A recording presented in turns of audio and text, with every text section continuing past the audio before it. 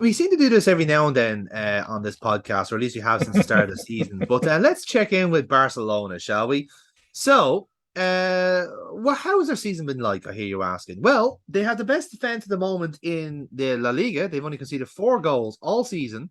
They sit currently second in the league, 1 point behind Real Madrid. They've only lost one game domestically. They're comfortably in the top four, with Madrid, or Atletico Madrid, I should say, very far behind. In fact, they're in a bit of a knife fight with other teams in the league. But in the Champions League, they are officially out. They got very much humbled by Bayern Munich and Inter Milan, so they are facing Europa League football for the rest of the season. So you would say, based on performances, a bit of a mixed bag. Domestically, quite decent, perhaps in contention, but on the continent, not so much. And Neil, I'm sure you're going to tell me now why that's a lot worse than it sounds for Barcelona. Well, it's a lot worse because Barcelona, as we've discussed before, have kind of gambled their future on Champions League revenue, basically. These economic levers that they've activated to generate huge amounts of cash. And so basically, they've mortgaged their future for short-term success, and they've not gotten it. Let's face it, they're probably not going to win La Liga. That one loss that they have that you pointed out was to Real. Yes, and they were very much outclassed as well. Oh yeah, they were completely drilled, and the 3-1 completely flattered them. Yeah, we should specify that there is a monetary bonus for winning Champions League games. It's why teams like Munich and particularly Liverpool want to maximize group stages, because you're getting about 5 million in prize money for one Champions League win. Yeah. So a team like, say, Maccabi Haifa, for example, and they beat Juventus, that's worth 5 million to them. Yeah. The same way Zagreb beating Chelsea, that's huge money for them just to win one game in the group stages. They don't mind crashing out if they just win one game, because that's just about as much money as they want. So for Barcelona to lose, because they would have wanted to win all 6 games, they would have had that kind of delusion to say, yeah, we can get 30 million from the group stages, no problem. Mm-hmm. Oh shit, we're in the Europa League where the prize money is a quarter of that. If not less. That's pretty bad. Well, it's really, really bad. So, how did they mortgage the future? Let's run through the numbers. Oh, please do. So, their accounts for 2021-2022, which is previous season, obviously, basically they were up. It showed a profit of 98 million, and that's through the activation of some economic levers, in particular the one where they were selling their TV rights to Sixth Street, which is a hedge fund, and that deal was done for 267 million. Now, that was for a portion of their TV rights, I think about 20%. So they're actually paying that back now, right? So they do have to pay that back, and the cost of that this season is 41 million. They've to pay to them already this season. So the club accounts for this season, 22-23. They predict a profit of 275 million, adding to the activation of further economic levers, 3 other ones, sales of 49% of their merchandising arm, BLM, and a lot of other rights. I think the Spotify, there's naming rights as well. The naming rights to the new camp as well. Yeah, so that generates. They're doing tie-ins now with Spotify. So say artists can now sponsor the shirt for a one-off game and shit like that. Yeah. Which led to the unedifying rumor that PK might be wearing this shirt with his now divorcing ex-wife on it. Not anymore, as he learned. Not anymore, yeah. As we'll get on to it. Okay. So those 3 economic levers generated 600 million for them, which is why the thing. So the club VP, now those are just bland figures on an accounting form, and they're massage, accentuate the positives, eliminate the negatives. The club VP, financial VP, basically just came out and straight up admitted that without the economic levers, the losses for last year would have been 106 million, and this year their losses would have been 210 million without these economic levers. So where is all this money going? Where's the sinkhole? Well, the sinkhole is salaries and amortization fees. Last year, 21-22, the salaries and fees amounted to 518 million euros. This season, it's gone up by 27%. the 656 fucking million in Yeah. salaries and amortization fees, right? Because bear in Because mind they've also pushed back a lot of people's wages a year and a year and a oh year. well, the deferrals are all coming in. That's why they're Yes. less in the last 2 years than they were now. So when people were Mm, thinking, oh, they were taking pay cuts, they weren't really taking pay cuts. They were taking salary deferrals, which the club were yes. sort of marking down as pay cuts, but then as pay increases later on. If you get me, Yeah, the they're reasoning so accounting, like, oh yeah, it's making it's a less of a loss this year, and yeah, then we'll work on that next year, yeah. whatever the We'll fuck. we'll just ignore it until next year. Short Yes. termism in the most extreme sense. So who the fuck are they paying this? Who the fuck are they paying 656 million to? Well, five players. They've five players now. It's now four as of 2 3 days ago. But in any case, Yes. as I was writing this wee report, five players: Busquets, Alba, PK, Ter Stegen, and De Jong all Mm, cost them 40 million a year each in yeah. salaries. So those five players alone set them back 200 million euros a year in Hmm. salaries. Um, PK in particular, his salary this year was meant to be roughly around about 30 million. Next year was going to be, which was the final, was supposed to be the final year of his contract. He was going to be on around about 42 million.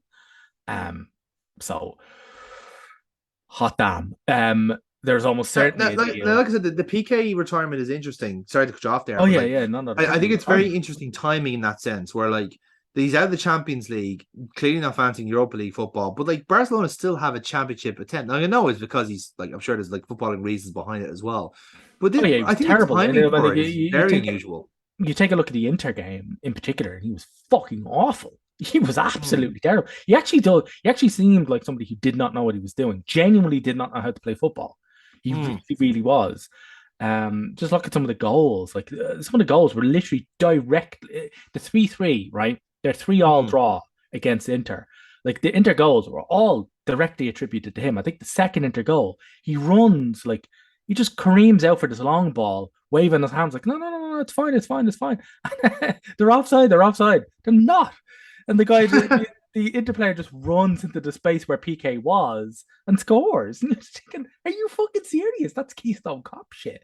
It was Mm. crazy. Well, seriously, watch the 3-3, watch the highlights of the 3-3 Inter Barcelona if you want Okay. how not to defend. And that I think was the death knell for his career. People are like, look, we'll just point to this every time. You finished here. So they probably definitely have made a Mm. backroom deal whereby because his goodbye video, he was actually taken in the director's box, and he was constantly saying, "You know me, I'll be back." So he will almost certainly be back in some kind of administrative role, which will have to have been done given that he's given up nearly 70 million euros in salaries. So Yeah, he was given up to 70 million. Like there has to be like no one just gives up that amount of money. no, no, not Like 70 million I know quid. Like he's already made and like whatever the stuff he has in his personal life going on. But that 70 million you're legally entitled to. You yeah, can't just give I it was up about to out say of it's being 70 entitled. million. We worked fuck, but my out. It's 70 million euro to a man who's going through a divorce to a very wealthy woman. Yes. Like he's going, I well earned the divorce as well, by the way, because you've done her fucking dirty. Like, come oh on. yeah, absolutely. So, Yeah. in case that's a whole other discussion. So he Yes. that contract was signed a couple of years ago. It was a 5 year long contract. Total net worth was 142 million before. Sorry, it wasn't net. Gross was Mm, 142 million before taxes. Was 142 million. That's what the contract was costing. yeah. You deferred the wages due to the pandemic and all the other shit. So he was going to get paid the remaining 70 million in the last 2 years. He's now given that up. There's got to be a deal. They've cut a deal. They're definitely paying him off the books, or they're doing something else. Nobody gives up 70 fucking million euros. I Well, don't see, care if to do with who director's the fuck you annuation are. thing, like, You know, could you get 70 million as a director? Like, if you're getting annuations each no, you year, could like, not. No, no. no. I think you turn around to him. He stated that he never ever wanted to retire as a sub. He always wanted to retire. As a result, now I think they played this weekend. The weekend They play against Almeria, yes. yeah, we're playing. We're recording on the 4th of the 11th. They're playing Yeah. against Almeria this weekend. That is actually going to be his last game, and he will be Hmm. fielded for it. So he wanted to go out in his kind of go out in a shield kind of thing, whatever. So if going out in a shield is worth 70 million euro, I don't know. I'm not a professional footballer, but I'm also not a fucking idiot. So Yeah. I don't know what it is. In any case, back to their accounts. Their accounts show that they're actually still paying on transfers going back years Mm-hmm. for players, most of whom are no longer at the club. So they're still paying off Coutinho, Yep. Pjanic, and the Neto Mora deals, the Mora deals, right? So those three players alone, fully enough, in the next 7 months, they have to pay out about 100 million euros on them. Mm-hmm. None of those three play for the club anymore. No, like Coutinho's now at Aston Villa. Yeah, but they're Which is still paying his ludicrous. initial fee to Liverpool. Yeah. It's Like I said, I cannot stress enough how much we pulled their pants down over that deal. oh holy shit, pants down, no lube. It was ridiculous. Any case, um, there is some positives on the books. The sponsorship increased, um, I quite a mean, bit. would you call it sponsorship? I call it selling their soul. No, no, They're no, no, selling. no. They're This like isn't it's from like the they're selling economic. organs or something. This isn't from the economic levers. They are actually doing more and more and more sponsorship deals. Yes, some of Okay. it is soul selling if you really want to look at it that way, but they are also their attendances are up a lot more. So the Camp Nou has been packed out quite a bit more, and it's a huge fucking stadium. Yeah, it's massive. Yeah. Yeah, so their attendances are up. Like they're getting like 13,000 more people per game Mm. into the stadium, and that's really good. However, that also comes with the caveat because they're closing down the Camp Nou for a number of years because they're redoing it to the tune of 1.5 billion euros. I get a Um, feeling they can't afford that. well, see, the funny thing is, right, the 1.5 billion euro, they don't actually have to start paying that back until the stadium is completed uh, Ah. and generating revenue. But here's the thing I don't know any bank that would. Here's the thing, right? I know banks that would defer principal repayments Mm. for a client that can't really do it anymore, right? But I don't know any bank that defers interest. So Mm. I would be very interested to look at the interest accrue. Right, they're not paying that back until that's done. It'll take maybe about 4 years for them to refurb. Maybe I'm just roughly 4 to 5 years. I'm just Yeah, going with let's go with four. that. Yeah. Give them the benefit of the doubt. So it's maybe going to take them 4 years to refurb Camp Nou. So great, they're not going to pay any of the 1.5 billion back. But are the bank really going to not accrue any interest? Mm. Interest is essentially bank profit. Are they going to Yeah. sit around for 4 years, 1.5 billion in the fucking hole to an organization that is catastrophically financially mismanaged? Not a chance. I no bank. If they do, I want to bank with these guys because these guys are fucking morons. Even at 2%, the base interest on that would be 30 million euros a year. Yeah. So you're telling me they've managed to convince a bank to turn down 120 million euros in interest before you start paying back the principal? Are you fucking stupid? No, that's not happening. Any case, there's no real details on how that loan's going to be structured and how it's going to Mm. work have been released. But I would be utterly amazed. All we know is that they are going to be taking on 1.5 billion in debt, but they're not going to be paying it back until the stadium is done. But it's all about the interest. It was that Einstein that said there's like there's two immutable laws in the universe, physics and compound interest, or something like Yeah. that. So that was Einstein. Mm. So yeah, I'd be very interested. I'm keeping an eye out on that. I don't think anybody's asking any questions because they don't want the answers to that. But Like, is is this a kind of a we're going to be paying out 30 million euros a year in interest alone without touching the principal. Like that's Man United shit. That's what Man United do. They just service alone. They're not actually paying off the principal. I was going to say like this is kind of like a playbook from this is a kind of from the Trump or Boris Johnson playbook where you have so many shitty things going on, so many scandals and little microaggressions and all this sort of jazz that you gotta just kind of forget about the big ones. Oh, Where they absolutely. throw little distractions like, oh, we haven't paid the continued deal back. Oh, we're still paying for Pjanic. Oh, PK has to retire in his 70 million. Please ignore the 1.5 billion stadium debt that we have. Yeah, that big You fucking know, black cloud. And the thing is, right, that black cloud comes with a whole lot of lightning forks in it, right? yes. Because right, so they're probably paying. let's say at 2%, right? I'm just roughly going at 2%. Yeah. It's probably going to be more. Let's face it. If you're loaning money to Barcelona, you're not skimping on the interest. They aren't exactly a stable fucking lender. In any case, so let's say I'll just roughing it out at 2%. Because the Camp Nou have to be shut down, they have to play in a different stadium, and there's a stadium right next to it. I can't actually fully remember the name of it, but it's only 55,000 seater. Mm. They've been averaging about 91,000 people into the Camp Nou since the start of the season. What is that reduction going to cost them? Well, that reduction is going to cost them 50 million euros a year in lost So they're attendance. actually losing both that and the interest of the banks. Correctamundo. Christ. And it even affects them even more because more economic levers are on the case for the board. And one of the economic levers is selling a 49% stake because they don't want to lose ownership of all of this stuff. So it's always 49%. And they've stated that they're not going to do any deal for less than 300 million euros. So if it's not 300 million, they're not going to go near it. However, so one of the deals on the board is a 49% stake in the club museum. So there's a monstrously huge museum near the Camp Nou, which is actually, I was quite amazed to find out, it's actually the most visited tourist attraction in all of Barcelona, is their club museum. It's fucking crazy. So they're thinking... But that also ties into their argument of why you need to save the club, because they're bringing in... They would argue that they're bringing in so much for the local economy. That they're bringing in 90,000 people, or if after the refurbishments, the promise of, say, 110,000 every week. But the thing is, throughout the refurbishment, they're going to have to close the Camp Nou along with that very fucking museum. So they can't you can't sell off 49% for over 300 million to something that's going to be shut down for the next 4 to 5 fucking years. So, let's hope people who are invested know that. So so that's by the way, that's all of the good news over and done with. That was the good news. That was not I'm actually not even... I know you're not even joking. Not even joking. So so as I said before, 6 repayments of 41 million due this year. Well done. They're looking at about 200 million a year losses unless they get shit done.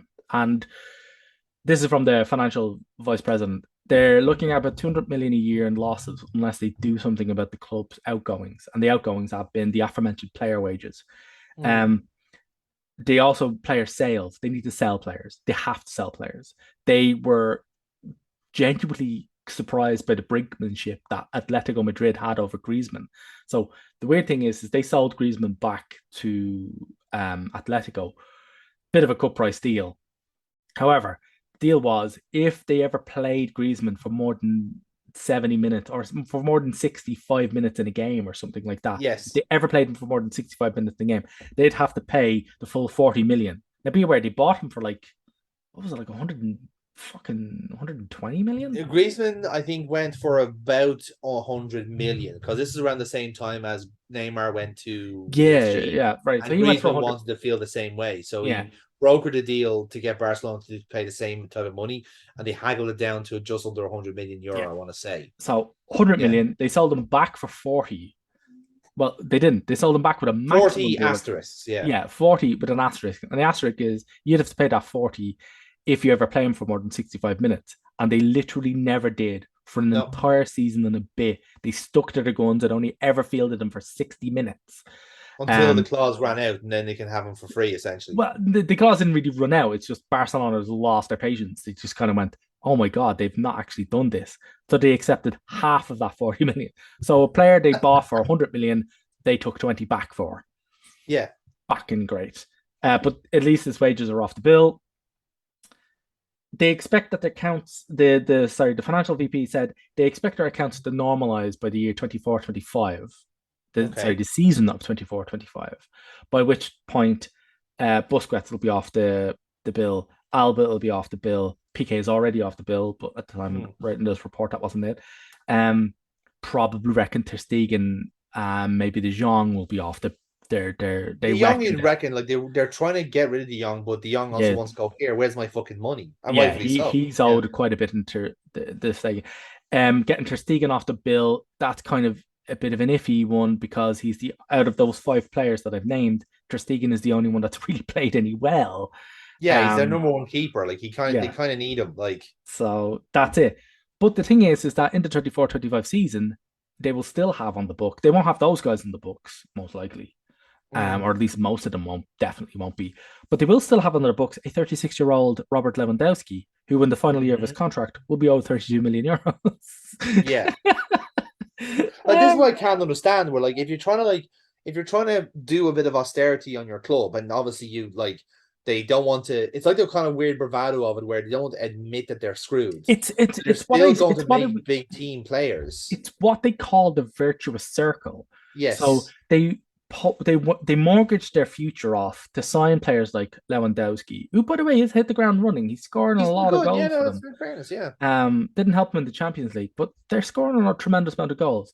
Getting players like Rafinha, in, you know, just getting in a lot of players, overhauling the defense.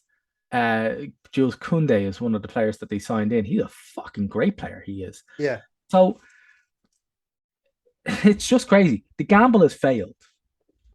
It is from what I can see, Mm.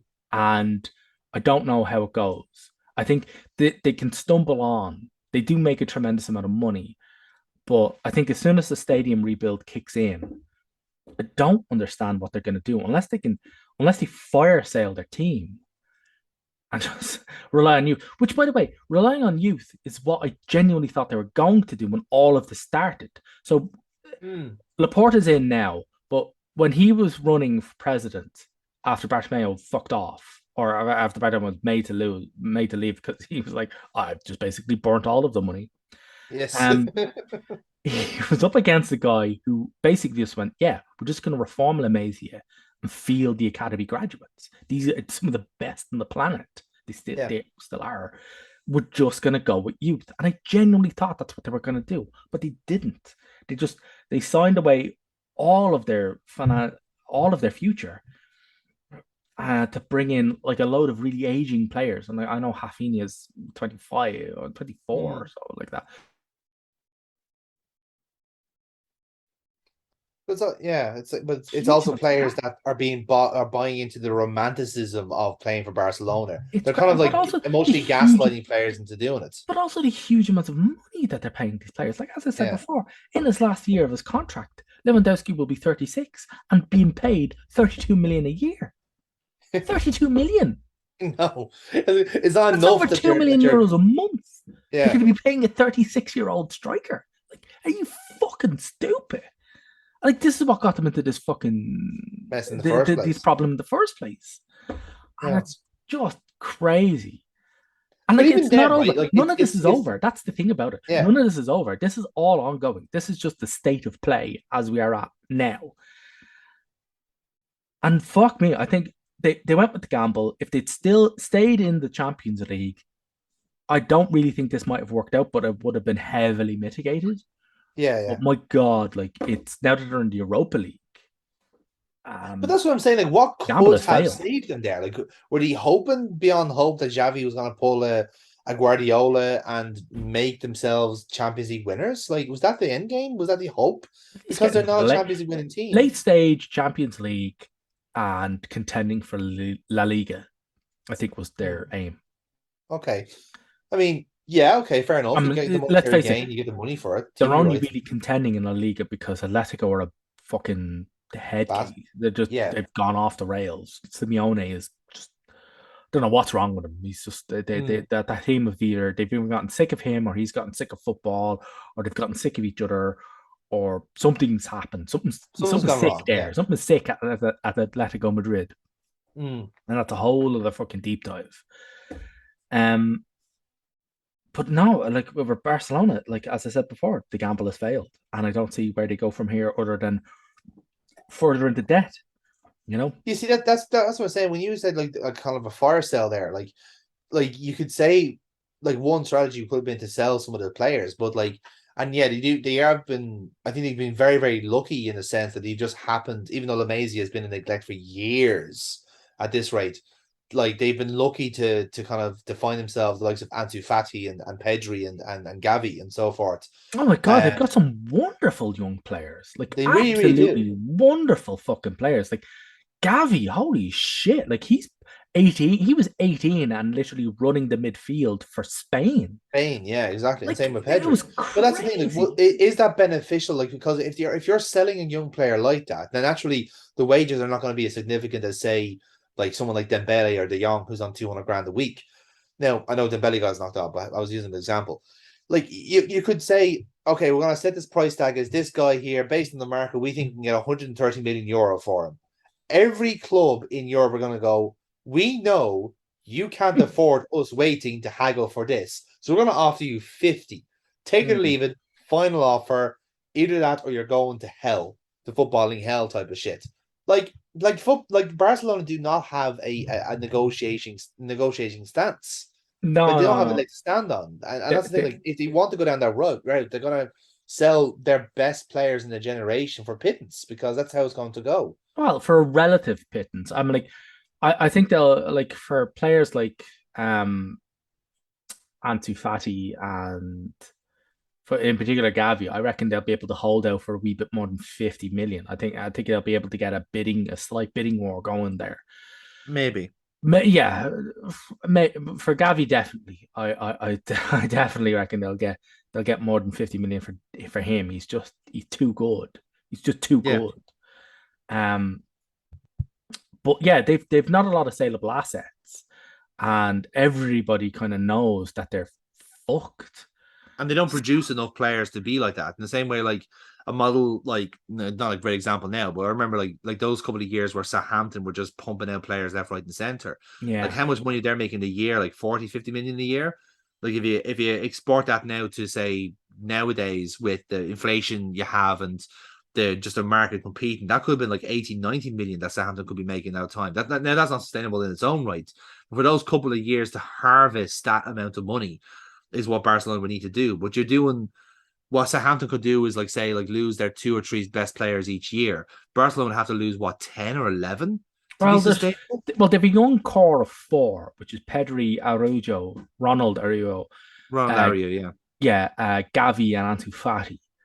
Um, so like they'll be trying to lose. They won't be trying to lose them. They'll be trying to keep them. But as I said, remember when I was stating earlier on about the accounts normalizing around 24, 25. That's Mm, when that young core, that's when their salaries are hitting the ebb. So they'll mm, need significant salaries to keep them happy. yeah. They'll need pay. They'll want to get paid, you know. So um get into their agents' ears and say, look, we'll pay you that money now, so you won't have to fucking try and gouge you blood from a stone out of the monolith that is Barcelona because they don't have the fucking money. They're a But fucking then basket is there case. not a risk then of leaving them vulnerable for players to be signed on a free then come 2024? Like Mm. is it like because they'll be at an age where they can be poached for a pre-contract agreement.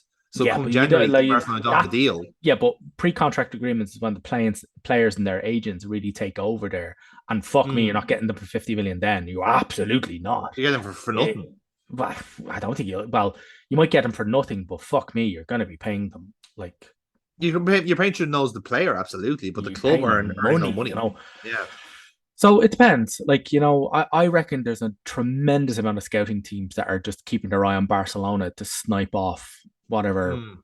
dead wood. Barcelona managed to keep them, and it's just purely by force of cultishness. Like it's Yeah, it's the cult of personality around it. yeah, exactly. You've referred to them as a cult a number of times, and it rings true quite a bit. It's like So I've never seen a team kind of like try and cash in on the romanticism around themselves since probably Man United actually. But then Man United were not, even though they've had like debt subsidized them around them like constantly by the Glaziers. At least like if you compared which side of the grass is greener, like I'd rather take United than fucking Barcelona's at this oh, rate. At least we absolutely. are Well, not in in like all fairness, actual danger yeah, of when you being look at when you sinking. look at what the Glazers did to United, like that's one of those things where when you describe the leveraged buyout that the Glazers did, that's one of those Mm. things where you're like, you describe something, you're thinking this should be illegal, but it's actually not. No, You know, it's just it's something like, that it's just cynical. hang on, you bought the club using bits of itself on loan. What? How? What? You know, it's just crazy. It was absolutely mental. But in any case, Barcelona are going to be interesting to watch. I'm going to keep an eye on them, but that's the state of play of Barcelona as we stand. I reckon they are fucked. But and it's a slow burn as well because they're just trying to like it's almost like trying to delay. I don't know why they're even Well, delaying it for it's them. hilarious that it's a slow burn considering we're talking about such incredible amounts of money. Yeah. I was like, how is this slowly burning? And I was thinking, well, that's an awful lot of paper. But With the it's like board or they cotton. will probably argue this and like you have to keep us alive. We're earning money for you to like That's say the thing. City Like, of Barcelona. It's like, are you really like I don't think they're looking going down the Spanish kind of government. We are too big to fall. We're too big to fail group. I don't know if that's. I severely think I that's don't usually think they'd that. poke I that think bear I because no, yeah. they don't want that either. I mean, that's Oh very much in a fucking red case on the wall, break glass in case of emergency type of thing. yeah.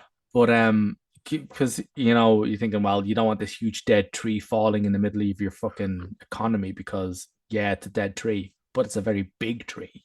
You know, Exactly. Yeah. um. So yeah, it'll be fucking. It's gonna be mental to see what they hear thinking now. I mean, they're keeping a very distinct cabal of sporting journalists in copy right now. I mean, in Mm. particular, there's Dermot Corrigan at the Athletic, who pretty much has just been pumping out nothing but like doom after doom posts of Barcelona articles constantly. Um, it's just been hilarious. So yeah, well, we will watch this space as Barcelona attempt to beat the biggest opponent of all, which is debt. Death and the unconsuming capitalist urge to earn money. Mhm. If only communism won in Spain after all, we wouldn't have this issue. Yeah.